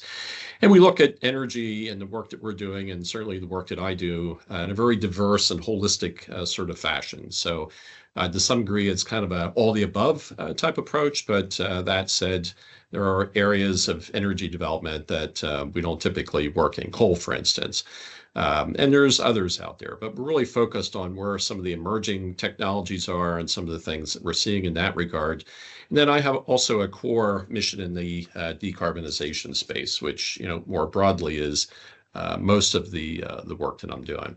So to kind of build a foundation, which I always like to do in a course of a discussion like this, before we get into some of the specific trends that we're seeing, where are we at the current moment? So industry here in Pennsylvania, particularly some of the hard to abate industry, the heavy industry, is over the course of time, the historical pattern has been working with fossil energy. And that is still amongst us and certainly will be with us for a while as we make transition to other types of energy development and energy utilization. But certainly that historical pattern has been with us for a long time. It will continue to be, as I mentioned, going forward. The current trend that we're seeing, though, is moving towards reducing energy-related costs and cutting emissions. So it's really twofold, two angles. There's other components to it, but how can we reduce the cost of energy more broadly? How can more of that be as local as possible, cutting down some of the Scope 1, Scope 2 emissions that Greg was talking about? And then also, again, there's a cost factor. So commercial viability in making the decisions that are being made as to should we use this type of energy or transition to that type? That's going to be a big driver and continue to be a big driver going forward. Availability of energy, as you can see I have on the list, is certainly a big part of it. And then the pace of delivery. Meaning some of the industries that are emerging right now, think AI and data centers that a number of people have talked about here already today. Big energy users are anticipated to be very large energy users if the amount of them is built out as is being discussed or as is being anticipated. So where is that energy going to come from, and how quick is it going to find its place into the market and be able to be tapped by them? So decarbonization overall is a big part of the story, and we'll talk a little bit more about that as we keep going along here. But when we look at Pennsylvania and power generation as a whole, it's projected that this is the land of Marcellus, so to speak. So we have a lot of shale development, some of that under state forest that was talked about earlier. It's anticipated with some of these high-tech industries as they come in, the power demands being quick, and the need for that power being soon, that fossil fuel utilization, shale gas production in particular, and burn of that gas is going to be in the forefront for a while. How we define a while is still to be determined, but it would appear in the short term and the near term that the infrastructure to tap that gas and to be able to utilize that gas is going to be in the forefront. But we're going to talk about some other technologies that I think are important for us to keep focused on here as well. So with all that said, that gives us a dilemma, ultimate dilemma as to which direction do we go as we think about the infrastructure build out.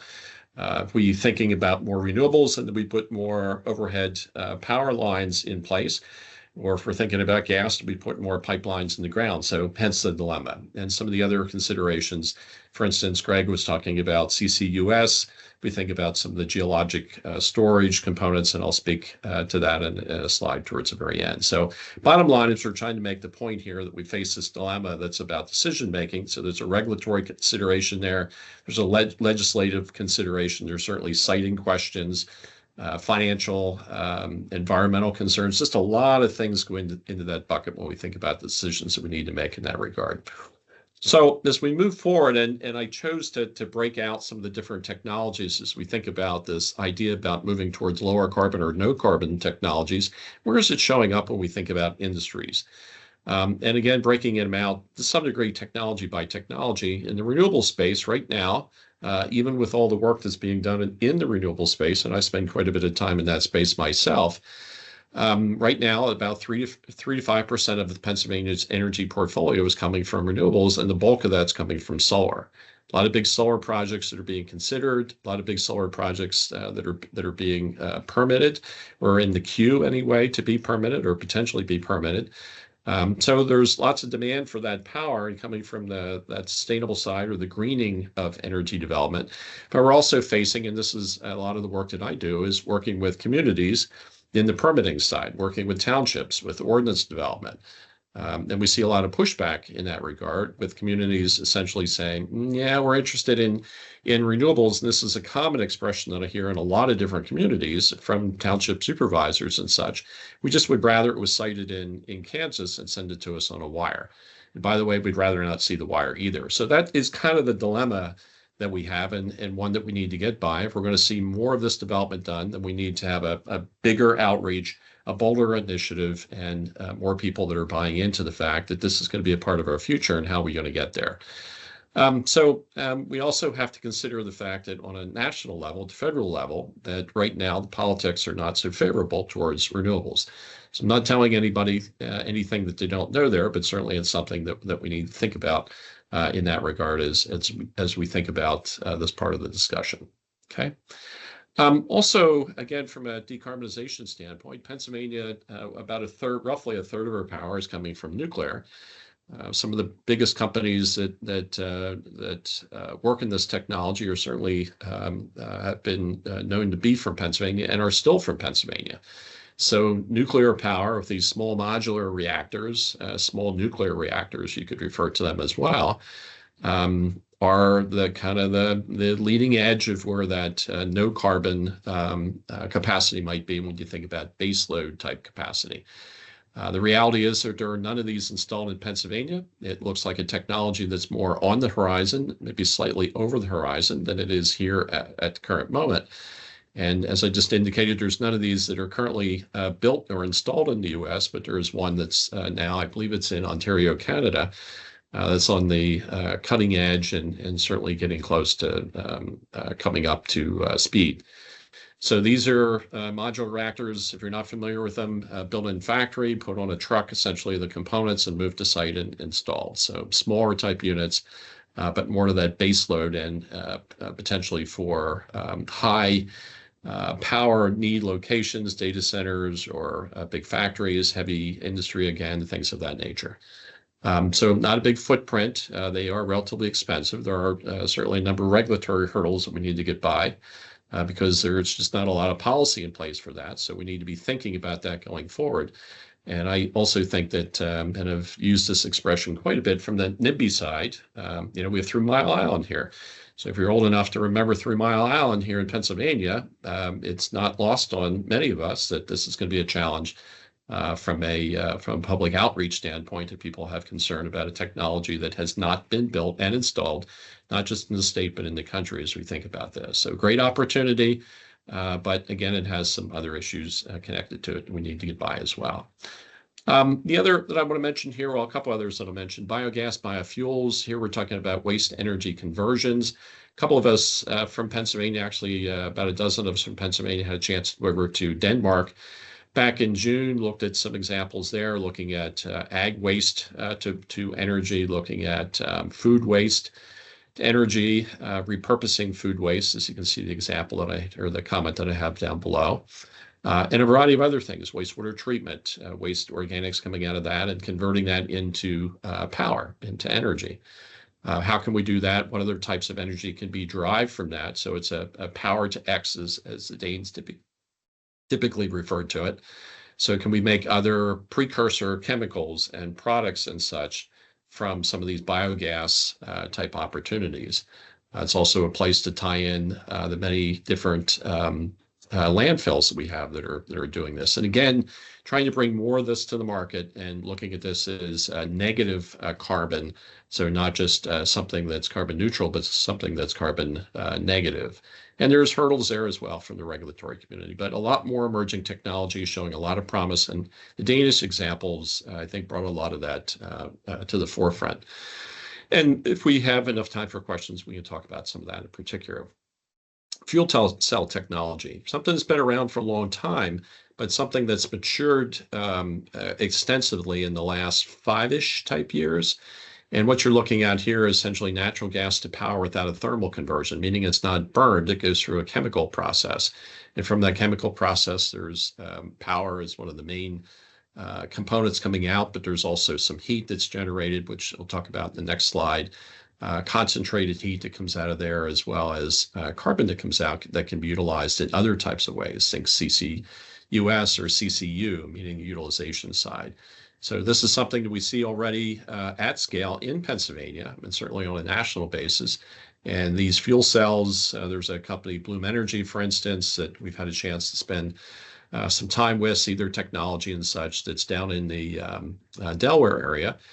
Where they're actually doing the manufacturing and using US-based type products. So we think about tariffs and the impact of tariffs on some of the components for energy production. This is one of the places that might be beneficial as we're using for this domestically produced technology.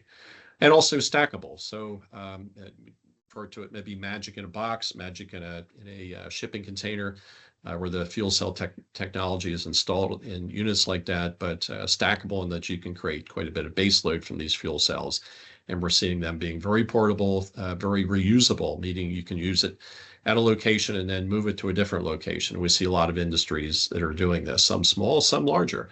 But again, as we think about this move towards decarbonization and other components in that trend, these are some of the technologies, and I think this is more of that cutting edge. Another one that I want to mention, we're seeing some pilot efforts in this regard. A place that Team PA is lending a hand in that regard, waste heat recovery. Waste heat recovery as well has been out there for quite some time. But we're looking at some of these hard to decarbonize type industries that are big energy users producing a lot of point sources of heat that is just now being released to the environment. These are places that now we're looking at, can we recover that? Can we convert that into power, feed the power back into the plant operation, reducing their demand from the grid, and any excess then fed back into the net metered back into the grid. So this is something that we see as there's several emerging companies in this regard. Again, with stackable type units that could go in and deal with some of the industries that are producing in that regard. So think high heat. We have a lot of cement industry here in Pennsylvania. We'll talk about that here in a second. Steel, glass, lime, just a lot of big industry, heavy industry that produces a lot of heat that is point source.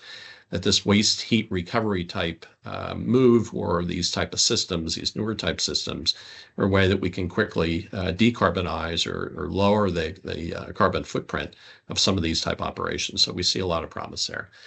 The last one I want to mention in that regard, not so much a technology as it is a trend, and that's with low carbon concrete.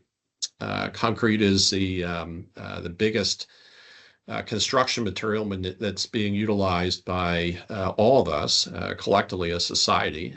We do lots of things. I guess we don't often stop and think about it that way, but we do lots and lots of things with concrete. Concrete can be recycled, but we produce a lot of concrete, move a lot of the components. So there's scope 1, scope 2, and scope 3 emissions that are involved in that. And when you look upstream where a lot of those emissions are coming from, it's on the cement side, the production of cement, which is a component of concrete. So how can we produce that cement? What are some of the energy sources that can be used? What can be taken out that's currently being used? Because there's a lot of things that go into cement production that most of us are probably not aware. As we recycle some products out there, we'll go into the details here, but as we recycle the energy-containing products, how can we make that process cleaner? How can we reduce the carbon footprint of the cement side of that? And the carbon component right now is about, or the carbon emissions from concrete, about 95% of that is coming from the cement side. And how can we also make it lighter? Meaning retain the strength, the engineering capacity of the concrete, but use lighter materials. Moving those materials around then would reduce emissions in a broader sense. And also, how can we use waste out there and recycle some of that waste? So think fly ash, biochar. Biochar would be of interest. We're thinking about the low value timber coming out of some of our DCNR forests and some of the private forests out there. How can we optimize this process with AI, which is being done right now? Meaning, how can we come up with the best engineered mix with the lightest amount of materials and the least amount of cement to reduce the carbon footprint, since this is something that is a big issue for us on a collective basis, again, nationally in Pennsylvania and on a global basis. And then how can we use state agency contracting? Think PennDOT, for instance.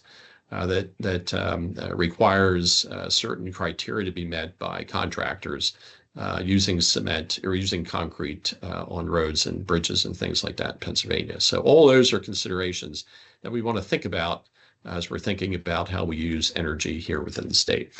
Lastly, and I know we're short on time, so just real quick, some of the other places that we're spending some time as well, and we see as Team PA and as we see industry trying to decarbonize here within the state.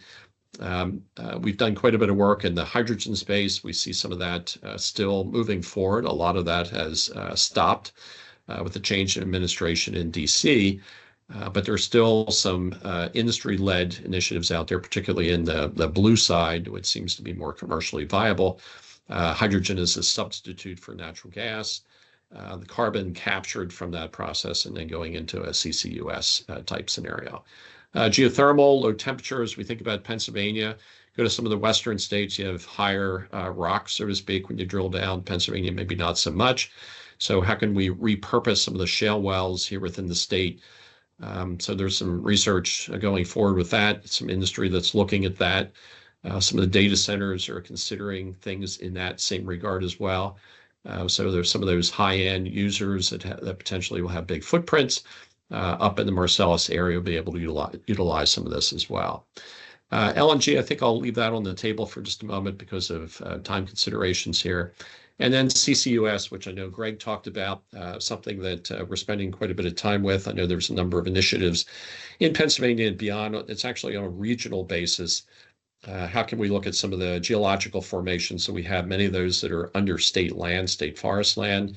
And how can we potentially utilize some of that geological footprint to store some of this carbon in perpetuity, or until we find other uses for it going forward, because industry uses a lot of carbon in a lot of different ways. So carbon is not just something that's emitted, but carbon is something that's utilized, and it shows up in a lot of places in our lives in a positive way. So how can we generate CCUS either from a utilization or a storage standpoint or sequestration standpoint?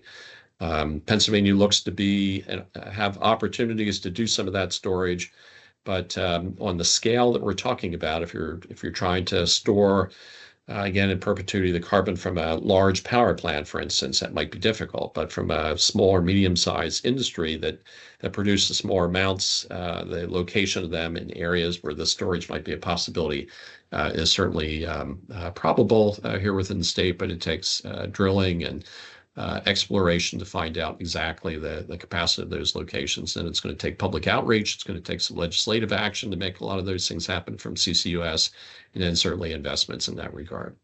So with that, I'll stop. Hopefully we squeezed in as much as we could in that little bit of time frame, and I believe you're going to take questions from everybody. Yeah, thanks, Tom. That was excellent. Yep. And No thanks for sort of honing it to the time available as well. I know that was a lot to cover. And yes, we'll take some questions now from CONRAC members. Meredith, do you want to go first? Sure, thank you. Lindsay, Greg, and Tom, thank you so much for your content today. I used to work in the air quality space and doing regulatory work, so I appreciate your perspective. I have a quick question for Greg. And Greg, congratulations on your retirement. Do you know when we might, as CONRAC, receive the draft plan? Will it be a draft or will it be final? Just wondering when we can expect to contribute. Sure, I figured that question would come up. I can't say exactly when it's going to come. It depends upon how long the review process takes. Hopefully within a month or two, I would say, and it definitely will not be finalized. You're going to see it. We want to get the draft polished as much as we can, but it definitely will not be final, and it will be open to comments and edits for sure. Great, thank you. We'll look forward to pitching in. All right, thanks. Janet? Just to follow up on that, Greg, I know a lot of people that are writing C2P2 grants may want to use that document as part of their application, referring to some of the data in it, or at least, saying how their project might be implementing some of the recommendations. So do you think it would be available, there'd be a final available before the deadline, like late April? Oh, I would hope so. Okay, good. Thank you. Yep. I also wanted to note in the chat, there was a dialogue Meredith initiated just on drilling into the industrial sectors that are the most significant contributors that Lindsay answered. But Lindsay, do you mind just verbalizing that for the whole group? And I think some of it was then reaffirmed by Greg's presentation. And Tom also mentioned some of those same industries, but I think it's worth saying again for the group. Yeah, so the question was what is included in the industrial sector for our greenhouse gas inventory. And we include Pennsylvania's oil and gas extraction activities and transmission activities, coal mining and emissions from abandoned coal mines, combustion of fossil fuels on site for industrial activities and manufacturing, and also certain industrial processes that themselves create greenhouse gases, like production of cement, some metals, and certain chemicals as well, which I didn't include in that chat response, but things like ozone depleting substances are included as well. And Lindsay, Just to add, Lindsay, this is Meredith Graham. The point that I thought was interesting, you have a separate category for power generation, right? Yes, we include electricity generation as its own category. Okay, thank you. Meredith, to kind of piggyback on your comment, are we considering what the power companies that are generating electricity, are we considering what they put out in terms of what we are going to need? You talk about artificial intelligence, you talk about the prevalence of EV vehicles. The sad thing is, all these things require electricity to run. And electricity, I don't think we can depend on solar power to generate the electricity for our needs. Are we making some kind of preparations for the fact that we're going to need fossil fuel to continue? So I don't know that I can address that comment exactly. But I will say my office is currently working on a comprehensive energy assessment for the Commonwealth that is looking at all of our energy resources right now and projecting the availability of those resources into the future. So we'll hopefully by the end of the year or early next year be coming out with a report that provides an analysis of that hopefully addresses that question. Maybe I'll weigh in there as well, just real quick if I could. In Pennsylvania, there's actually, and Lindsay, appreciate the comment. And, you know, I know that what you said is certainly occurring. We also recognize that the Pennsylvania PUC is looking at that issue very extensively. The PJM in Pennsylvania is looking, or PJM in total is looking at, you know, what the situation is within Pennsylvania. The governor's office has several initiatives looking at that as well.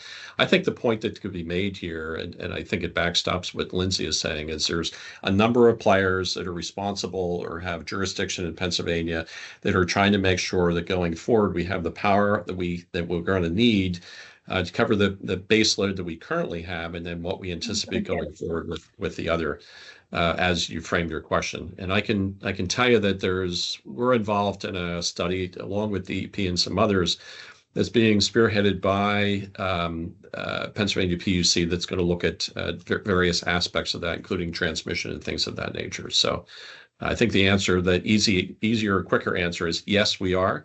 But then there's a variety of other components that would attach to that. Hopefully that's helpful. Thank you.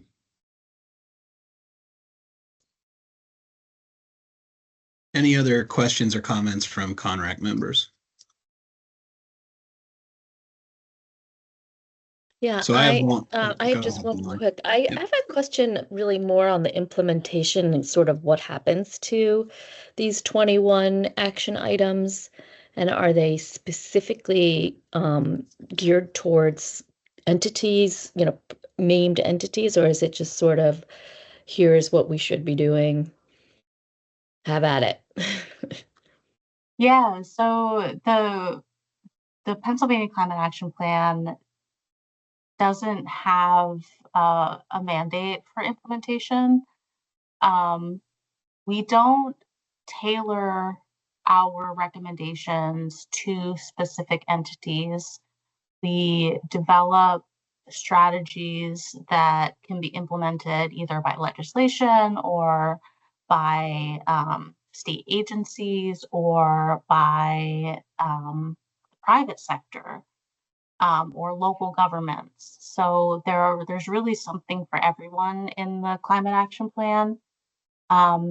In an upcoming report that is due out in December, we do take that next step in identifying who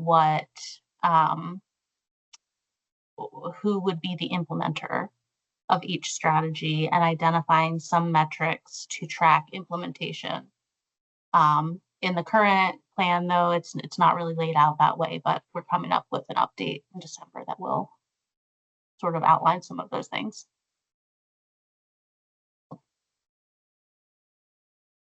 I had a question for, I think, Tom. So you did a great job, I think, of pulling together work that's happening across different sectors into one place. It makes it seem like it's this holistic conversation. But I think from outsiders looking in, like myself, that aren't experts in this, we understand the importance of all these emerging trends, but it's really hard to kind of follow along with each one because they're all different industry groups and they kind of have their own trade associations that come together around them. If you could recommend to people that are interested in these topics, but want to follow along as they emerge, like what are those resources out there that we should be paying attention to? Or are there certain organizations that are driving the conversation or ways that we can kind of stay up to date on it? It's a great question. And I'd like to say, you're asking that to a person that follows a lot of them and would like to have one location where I could go to and do exactly what you're asking. So obviously by my response to you, it's not there. Yeah. Okay. Unfortunately. So what it comes down to is looking at specific ones out there that seems like they cut through it and give you a better feel for what those trends are. And I would say my response on that is I'd probably look at a dozen on a reoccurring basis to give me some kind of an idea. So some of them are based in hydrogen, some of those are in one of them is in biogas, one of them is in hydrogen, one of them is in the natural gas side. Two of them would be in the natural gas side because it's such a big trend out there within the state and beyond in the power side. And then from an environmental standpoint, there's several in that space as well. So I wish I could answer you with a very precise answer, but I am not aware of one out there that would do that. And I've been in the space for a long time. Yeah, that was my impression. I just wanted to make sure. Okay. Yeah, I don't have a better answer for you than that. Yeah, no, that's fair. Sorry. All right. I think I'm gonna end the questions there and thank our presenters for being with us today and for covering so much great information. We really appreciate it, and those are issues that CONRAC will continue to follow and be engaged with in the future. So thank you again for your time. And we will now move on in the agenda. We have one item for council business, and then we'll have our second public comment period. Our council business is just the election of officers. We did send out a request for interest in officer positions several weeks ago, if not a month ago. We did not receive any new interest, although we did confirm that myself as chair, Meredith as vice chair, and Rocco as CONRAC secretary would all be willing to continue serving. And so we do need to have a formal election of that slate today to continue with our officers for the coming year. I do want to just once again, for the record, entertain any other nominations other than that slate that the council would like to put forward at this time. So this is your opportunity to make other nominations if you wish to do so.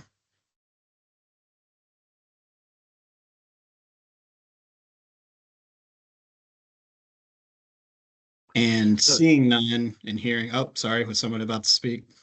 No, it's not. This is Bob Kirshner. I was just about to say I'd make a motion that the nominations be closed and that a unanimous ballot be cast for the current names in nomination. And I Great, second thank you, that. Bob. This is Geraldine. I second that. Thanks, Geraldine. So we have a motion and a second. All those in favor say aye. Aye. Aye. Are there any opposed? All right, thank you. Thank you, Meredith. Thank you, Rocco, for your willingness to continue in your roles. And thanks to CONRAC for your faith in us to serve as your officers once again in the coming year. Our only other item is our second public comment period, which will now open. Any members of the public who wish to provide comment, please indicate by raising your hand or making a comment. And I have not seen anything in the chat that would indicate additional public comment.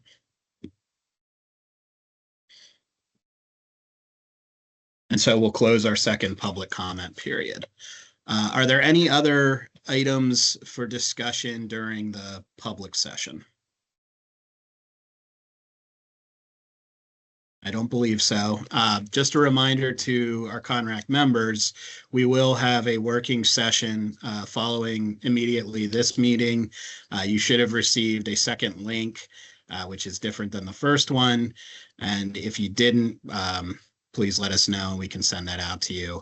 And we just have a couple items we'd like to discuss, and then we'll try to get people back to the rest of their lives after a quick meeting. So motion to adjourn this meeting. So moved. Thank you, Geraldine. Geraldine. Second, Second. Elaine. This is Marcus, second, yeah. Okay, Marcus, we'll take yours. And all those in favor say aye. Aye. Aye. Aye. Aye. All right. Thank you, everybody, for joining for the public meeting.